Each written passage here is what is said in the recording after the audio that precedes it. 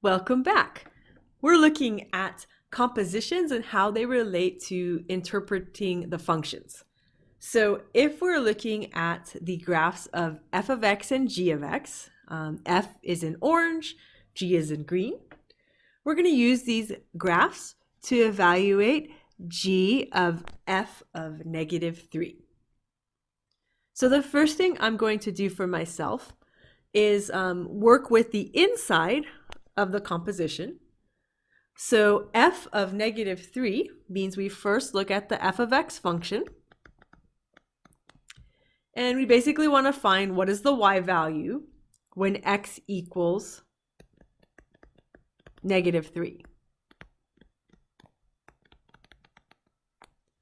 So I'm going to go to the x-axis to help me out. And sometimes you'll see me draw these in a little thicker so I can remind myself exactly where the x-axis is. And I'm looking at where is x equal to negative 3. So I'm going to mark that over here. X equals negative 3. I'm going to map this to wherever it is on my function. That's right here. And let's figure out what that y value is. Move ourselves over to the y-axis, and if you prefer, if you don't see it, you can always draw it in a little bit darker. And we end up having y is equal to 2. So f of negative 3 is equal to 2. See if I can draw that a little nicer for you all. So what we can do in our composition statement, we have g of f of negative 3. We will replace f of negative 3 with its value, which is 2. So now we have to find what is g of 2.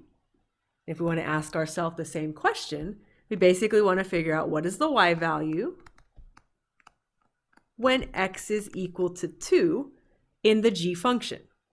And so remember the g function in this case, it's labeled in green. Just reminding yourself where the axes are. We have the y-axis and we have the x-axis. And we want to figure out where is x equal to 2. We have this right here.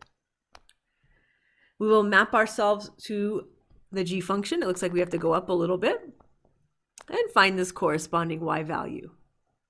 So if we map over to the y-axis, we end up getting y equals 1. So g of 2 is equal to 1, and that would be our final answer. So g of f of negative 3 is actually equal to 1.